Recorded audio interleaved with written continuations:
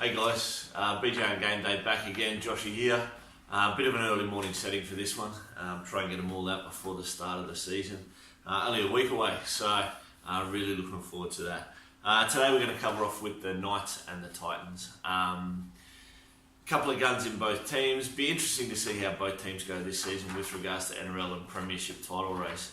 The Titans have recruited well, but they just seem to be, I guess, a team made up full of just second string players, you know. No real standout stars in their teams, but maybe this is the year that a few of those guys can stand up. And the Knights, well, they've got great players across the park with Kalen Pong and Mitchell Pearce, who have proven to be there time before, and a few other guys that they've recruited that look pretty good. So from a guns point of view, Kalen Pong, let's start with the Knights. Look, I'm not sold on the 5'8" position. I'm not sold on that's where he can play his best football for the Knights, even from a premiership point of view and trying to win the comp. I think it's going to take them a little while to get that structure in place. He's such an off-the-cuff player. Prior to this season, all Kalen Ponga has had to worry about is Kalen Ponga. He had just had to be that brilliant player, that guy that was just full of X factor, that could win a game from anywhere, and didn't have to worry about relying on other people. It's a silly comparison, but I remember when Bryce Cartwright first came about for Penrith and had that massive breakout season, and obviously that was such a long time ago it seems, but down that right side at Penrith, players around him just didn't know what he was doing, and Kalen Ponga's going to be the same. Kalen Ponga is that brilliant that I really think the Knights are going to struggle to feed off him, to run off him. I think he's created a great combination with Lachlan Fitzgibbon there on the left-hand side from fullback. I think that'll stay. I think they'll really embrace that connection and that working together role. But I just think from the six, things like the sweep plays and the block plays, I've just got my doubts on how effective they'll be. Look, as I say, no, that's not to say I think Kalen Pong is one of the best shining lights in the game. I think he's fantastic. But from a Supercoach point of view, I am wary. At 615,000, I think he's a massive gamble. I've seen a lot of draft teams take him fairly early on, in that sort of third or fourth pick. Even a couple of drafts are taking him first pick. So they're the doubts for me, is just that 5'8" position. I really believe they should have stuck with what they had last season, and that's Connor Watson at 5'8" and Caleb Ponga at fullback. But time will tell. We'll see how we go. For mine, I won't be going near Ponga early on. Price-wise, even if he does go hot early on, from the 5'8" position, he's not going to go as big. We saw it with Cam Mustard down in Melbourne.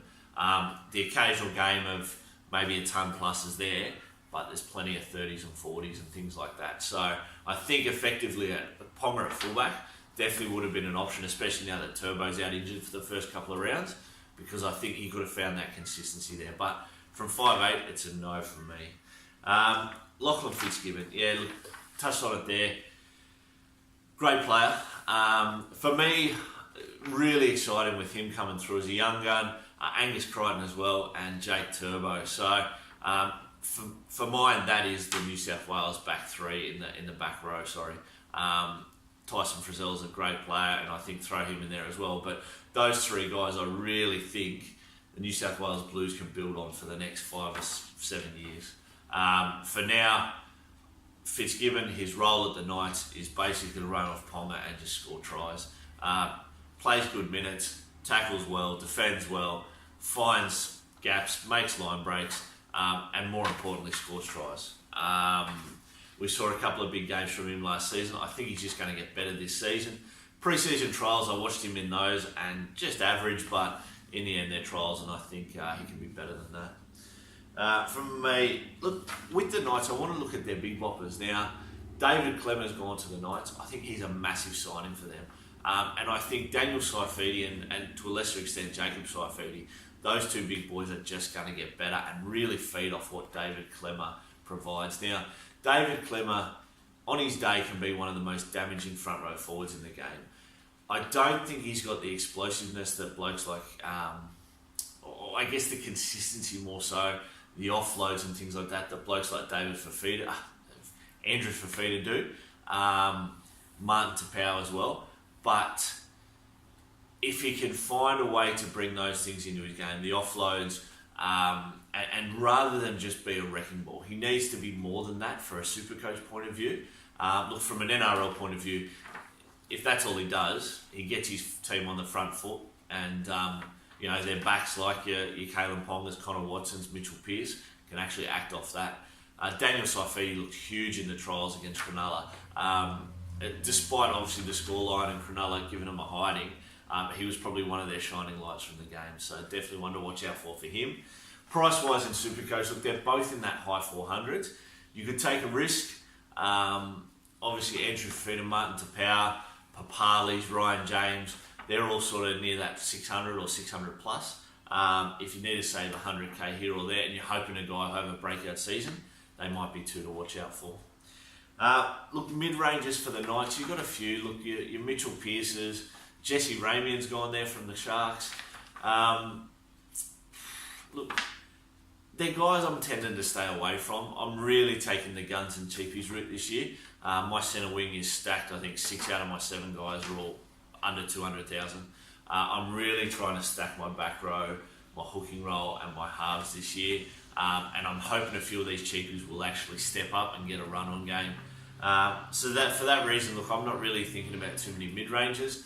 But guys like Mitchell Pearce, if they can stay healthy, if he can stay healthy and stay out of trouble and get a full season on the footy park, look, we know he's a great player. Whether he's a Supercoach gun, again, he doesn't have that goal kicking, which a lot of the halves do that make them that. So maybe just to watch this space, see how he goes. But Jesse Ramian, look, this guy could be anything. I would have preferred him to stay at the Sharks with regards to starting in a new culture and a new team and having developed those positions again. He really looked like he'd start to own the right-hand side at the Sharks, and obviously that deal was done fairly early last year, so we'll just have to wait and see with him. Mitch Barnett. Now, Mitch Barnett is 400 odd K, just somewhere in the 400s.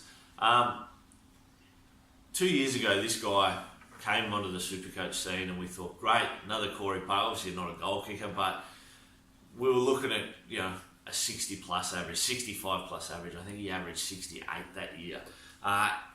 Fast forward a year later, 2017, and that average dropped to 58. Little bit of a shock, but we thought, okay, 58, still not too bad. Dropped a little bit in price. Hopefully he can bounce back. 2018, he dropped another 10 points to 48 and basically became forgotten about. So I don't know what to expect. I'm hoping that this guy can get bounced back. He's got plenty of football brain, great attacking stats, really knows how to sort of do that chip and chase, and as silly as it sounds in this modern game, but this guy could be anything if he just switches back to that role.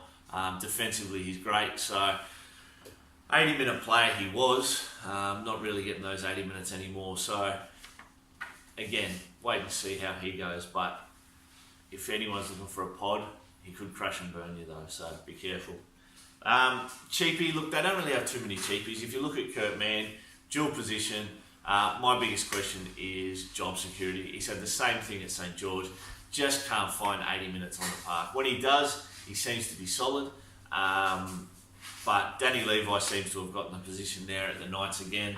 I don't think he's going to force his way into that back line. So if he can get 80 minutes somehow in the field, he might be a go-to. But for now, it's a leave out for me. A big pod for the Knights now. Haven't mentioned this guy yet, but Connor Watson. I think this guy from fullback, I think the fact that Caleb Ponga's gone to 5'8" and this guy's gone to fullback will absolutely unleash this guy. What I saw in the trials was a guy who just doesn't quit. Connor Watson is that player that turns up time and time again, always performs, always tries to make breaks. You see him just putting in everywhere. He's the James Tedesco kind of player, but without as much X factor. But you're just always going to see him around the ball. So I think he's mid-500s. He's who I'm tossing up with Cody Walker to have in that 5'8" spot. I think these two guys are very exciting players. My doubts about Cody Walker with the Wayne Bennett system, but Connor Watson I just think is a fantastic player and could reap the rewards of being in that fullback position. Moving over to the Titans now, their guns, Jai Arrow and Ryan James. Jai Arrow, well publicised last season, had his issues with injuries, and Ryan James the same early this season. He's talked about MCL sprains and things like that. Now, Ryan James, a few up and down years, cracking games where he scored a ton plus, and I think there was 3 games in a row there a while back where he scored a ton plus. So, again, probably not one of the ones you're going to have high percentage ownership, so invariably he is a pod. You're not going to find 20 to 30% of people own him like they do your Fafita's or your Martin Tapau. So, look, if the number's below 10%, he moves into that pod status and he starts to show form, maybe one to jump on. With the injury concerns early in the season, I think he's doubtful for round 1. But, yeah, again, maybe once it gets to sort of round 3 and you're deciding where your team stabilises with regards to prices and changes, he could be a look at. But look, Jai is their big one. If he can stay healthy, again, this guy could turn himself into the number 1 front row forward in the game. Give blokes like Fafita and Tapau a challenge. He could hit 700k. I believe he's got the ability to average in the 70s. He can cross the line. He knows how to find the stripe. Defensively, his work rate is that of Jake Turbo, maybe even better. So if we can get rid of the back spasms and the injury concerns, he could find himself well and truly as the number 1 forward in the game. Well, look, one I want to talk about is Ash Taylor. Now, this kid's promised so much for years. Now that JT's retired, DCE seems to have that Maroon spot sewn up, but it's one less hurdle he's got to get over to get in the Maroon squad. Years ago, they talked about him being the next big thing, and he just walked straight in when JT retired. It just hasn't happened. He really hasn't performed consistently. He hasn't been brilliant enough. He hasn't been enough of a general for the Titans. But there's no doubt that the talent is there. So, look, I had him all year last year on my draft team. I thought last year might have been his breakout season. I am a fan. I think he's a great player. But again, he just hasn't done enough to prove himself from an NRL point of view or a Supercoach point of view. One of those ones, he could be a pod if you think he's going to, and you want to save some money on a DCE or a Nathan Cleary or an SJ. Get him in there and just hope he flourishes rather than crashes and burns this season. So, one to watch out for. Look, lots of new blood at the Titans. Your Tyrone Peacheys, Brian Kelly's, Shannon Boyd's obviously given them a little bit of size in the pack, which they've lacked in previous years. Tyrone Roberts returns after a year over at Warrington in England. Look, those new guys, again, I talked earlier about them seeming to be a team of second stringers. To me, that's what it is. I don't rate Shannon Boyd. He is a massive human, but I don't think he gives what your Fafitas do. Look, Andrew Fafita can play 80 minutes if he needs to. Martin Tapau can as well. Shannon Boyd, I don't think has the ability to play 80 minutes, and I think he struggles to play 50. Whether the Gold Coast there is a little bit better than Canberra, whether he finds that new position in the team, looked great in the trials. Was a barnstorming in the trials. So those guys, whether they bring enough to the team, the Gold Coast, where everyone else brings up their level as well, time will tell. Tyrone Peachy, again, where do you put him? Do you put him in the centres? I don't think it's his right position, but I think he's just that good a player. He's got to be the first one picked for the team. But he's really in that position where you blokes like your Kurt Manns and those guys who just seem to be brilliant utilities, brilliant footballers, but they haven't cemented themselves in one spot.